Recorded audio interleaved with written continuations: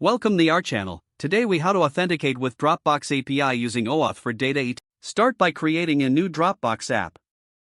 Visit the Dropbox app console at www.dropbox.com/developers/apps. Log into your Dropbox account if you haven't already. Click on the Create App button. Choose the API you require, either scoped access for new apps or full Dropbox for broader access. Select the type of access you need, such as app folder or full Dropbox. Enter a unique name for your app and click Create App. Once your app is created, navigate to the Settings tab. Locate that app key and app secret which you will need for OAuth authentication.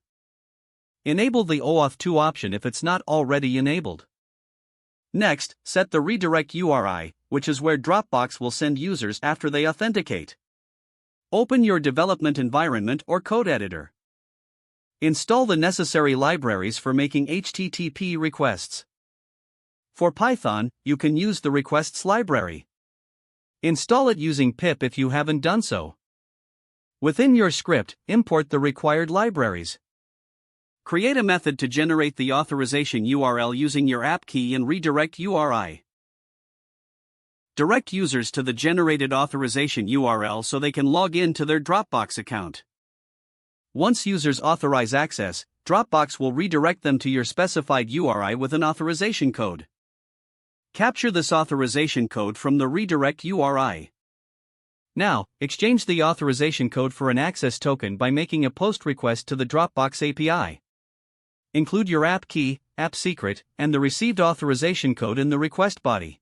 On successful completion, you will receive an access token. Store this access token securely in your application for future API calls. Use this access token to authenticate requests to the Dropbox API. Perform your ETL operations, retrieving or sending data as needed. Make sure to handle token expiration by implementing refresh logic. When using the API, always check for error responses to manage issues effectively. By following these steps, you will have authenticated successfully with the Dropbox API using OAuth for your data ETL process. If the page does not load, refresh the browser or try again in a private or incognito window. Don't forget to like this video and subscribe to our channel for more step-by-step tech guides.